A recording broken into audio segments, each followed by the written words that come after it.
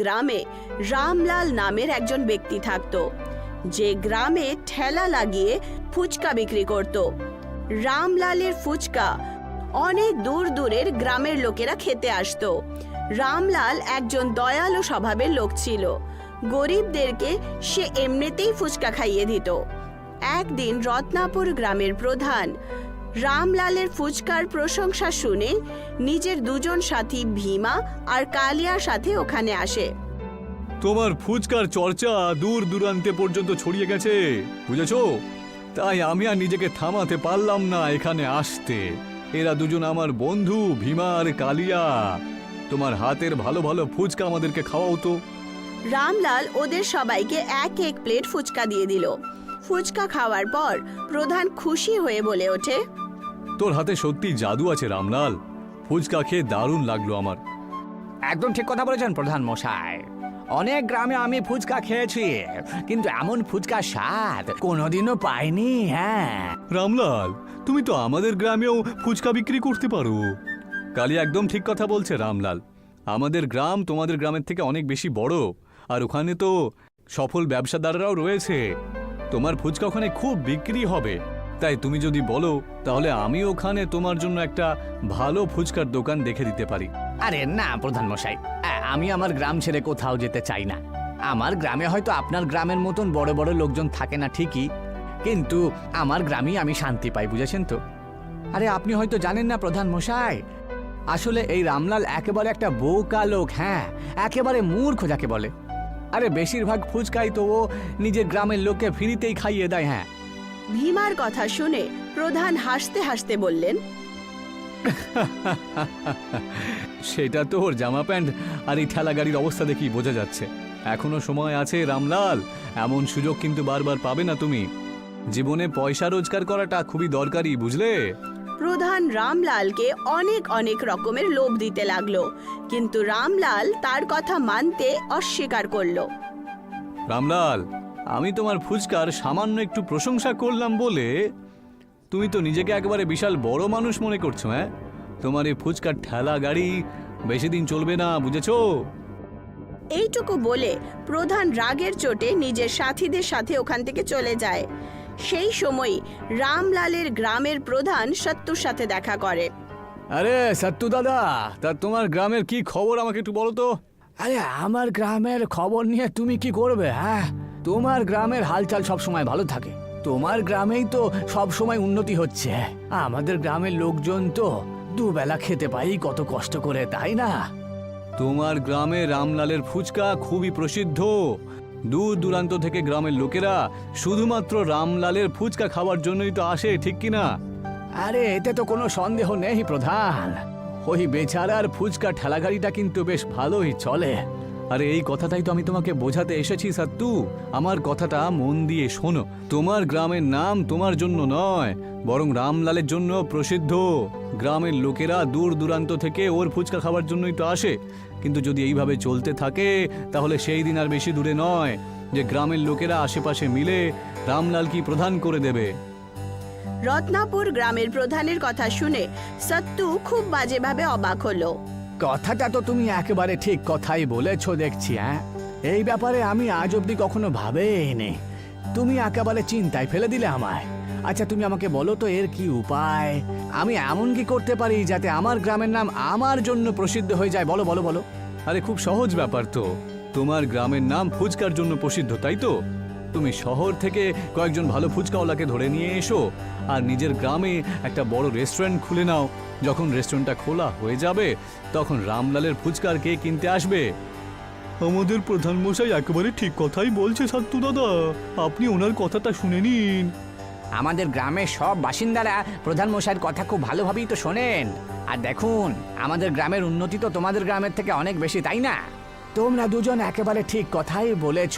আমি কালকেই শহর থেকে কয়েকজন ফুচকাওয়ালাদেরকে ধরে নিয়ে চলে আসছি, আর আমাদের গ্রামে একটা রেস্টুরেন্টের নির্মাণ করে দেব। হ্যাঁ, আর সেই রেস্টুরেন্টের নাম হবে, আমার নাম দিয়েই হবে, সত্তু রেস্টুরেন্ট।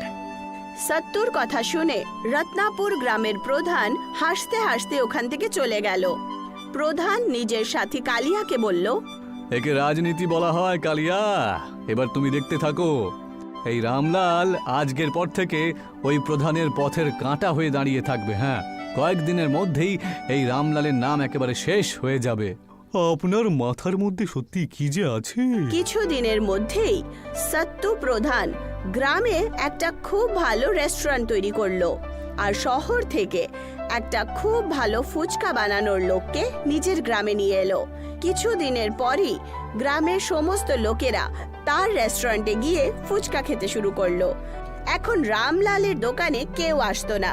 বেচারা রামলাল রোজ ফুচকার ঠেলা লাগিয়ে সারা দিন রোদ্দুরে একাই দাঁড়িয়ে থাকতো আর বিকেল বেলা পর্যন্ত তার ফুচকা খারাপ হয়ে যেত।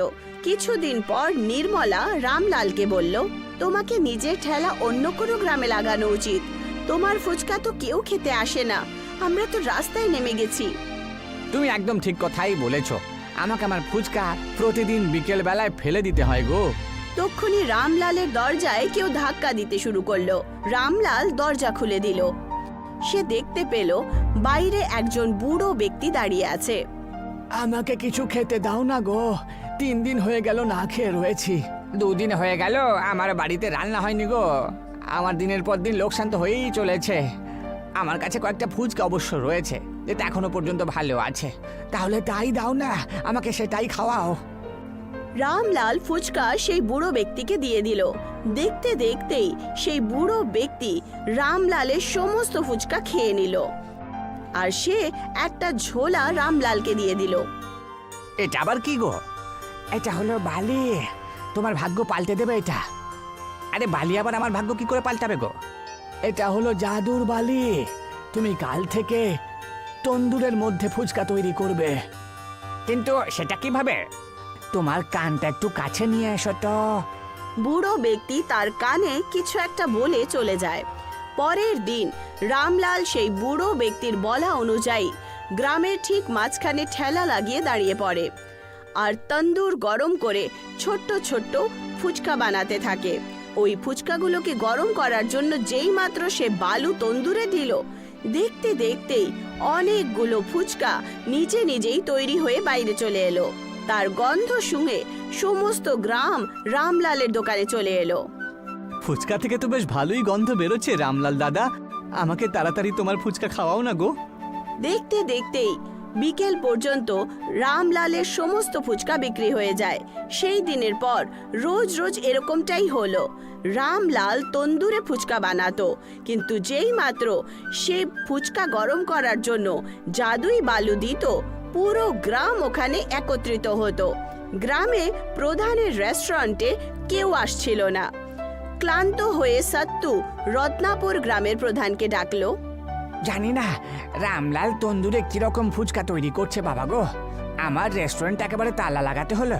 আপনি যেমনটা বলেছিলেন আমি সেই মতো ওর বাড়ির উপরে অনেকদিন ধরেই নজর রাখছি। তো আমি শুধু এইটুকুই জানি যে ওর তন্দুর একটা জাদুই তন্দুর। ওর কাছে জাদুর বালি আছে, তো যেই ওই বালিগুলো তন্দুরের মধ্যে দেয় পুরো গ্রামে ফুচকার গন্ধ ছড়িয়ে পড়ে। তাহলে যাও, ওই বালি আমার কাছে এনে দাও। যেমনটা আপনি বলবেন। পরের দিন রাত্রিবেলা ভীমা আর কালিয়া চুরি চুরি সেই বালুটা চুরি করে নেয়। সত্তুও হুবহু সেরকমই ফুচকা বানানোর চেষ্টা করে, কিন্তু যেই মাত্র সে বালু তন্দুরে দিল, হঠাৎ করে তন্দুর ফেটে গেল আর তার কারিগররা ঘায়েল হয়ে বেহুশ হয়ে গেল। তক্ষুনি আলো থেকে একটা বুড়ো ব্যক্তি হাসতে হাসতে সত্তুর সামনে এসে বলল, আমি একজন জাদুকর। আমি তো এই বালি রামলালকে দিয়েছিলাম। তুমি হয়তো এটা জানো না প্রধান, যে এই বালিটা মানুষকে একেবারে বেছে নেয়। এই বালিটা রামলালকে বেছে নিয়েছে, তোমাকে নয়। আর তোমাকে একটা গোপন কথা জানিয়ে দিচ্ছি, এই বালি নিজের মালিককে রক্ষাও করে।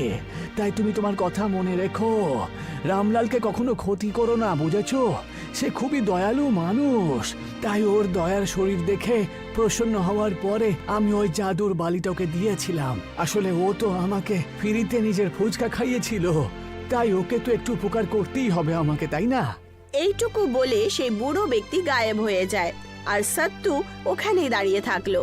সেই দিনের পর থেকে সত্তু হার মেনে নিল আর রামলালের জাদুই তন্দুরি ফুচকা এখন গ্রাম পর্যন্তই নয়, বরং শহরেও প্রসিদ্ধ হয়ে গেছিল।